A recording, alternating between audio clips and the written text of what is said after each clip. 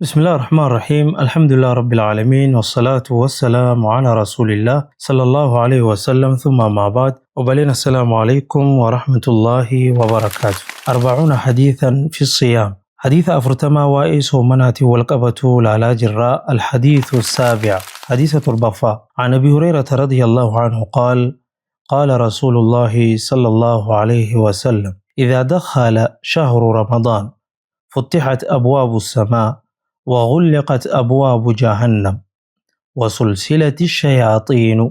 رواه البخاري.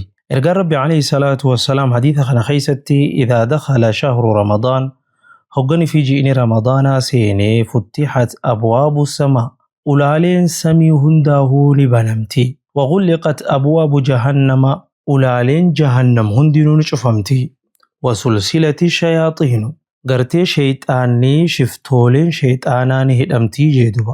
Hadiisa kana keessatti shayxaanni ni hidhamaa jedhe. Sulsilati shayaaxiin shayxaanni hundi ni hidhamaa jechuu asirraa fudhannaa jechuudha. Riwaayaa tadabartee ilaalle keessatti amma hadiisni kun maal jedha? Futtixat abwaabu samaa jedha. Riwaayaan taan immoo futtixat abwaabul jinaani walam yuqlaq minhaa baabun jinne. Ulaaleen jannataa hundinuu ni banamtii. ulaan jannataa takka illee cufaa hin teessuu hadiisa biraa keessatti. Kunoo ulaan samiitis hattaa ulaan samiin hundinuu ulaa qabdi. Samiin torbanuu ulaa qabdi. Torbanuu gartee akka banamu gizeetaan cufaa jira jechuun mallee asumarraa fahamnaa jechuun faallaa dubbiidha.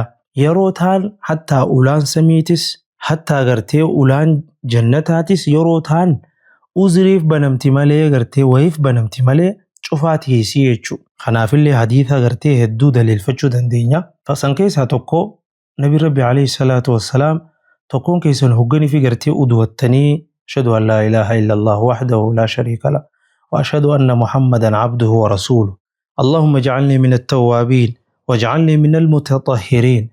Namni tokko yoo zikrii tana taja'u taate gartee ulaan jannataa 8 isaaf banamti jedhe. Ulaan jannataa 8 isaaf banamti. Ahaa cufa jirti jechuun sababaan banamti jechuu jannanni. Ulaaleen samiitis sababaan banamti. Sababaalee gartee ulaan jannataatii fi ulaaleen samiitis banamturra ramadaanni seenumaa jechuudha. Subhaanallah. Wagulliqat abwaabu jahannam ulaaleen jahannam hundinuu ni cufamti. Riwaa biraa keessatti walam yuftax minhaa baabun ulaan tokkollee gartee ta jahannam hin banamtuu ramadaana keessa. Ramadaanni yeroo ta'an ramadaana ala ulaan jahannam banaa teessee jechuun walciyaadu billah.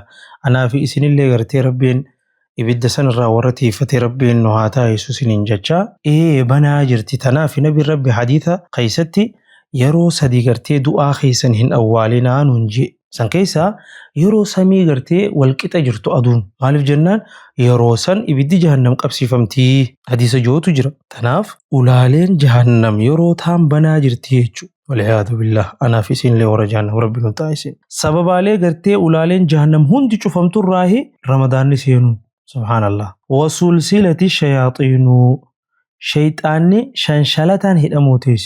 وفي رواية مرضة الجن قرتي مرضة الشياطين شفتوا لي شيطانات هنا ما جيري وابراخي ستي أستمو شيطان هندرو شنشلتان اتخاني هدموتيس. رواه البخاري ومسلم متفق عليه. حديث خنا غرتي بخاري في مسلم تو غباسي يچو روان دغي فيدم ربنا واتايسو ورجنة ربنا غدي جهنم راورتي سي ربنا واتايسو سنجچا انك حديث تيانو ولدي بنو نغانا ترى. والسلام عليكم ورحمة الله وبركاته.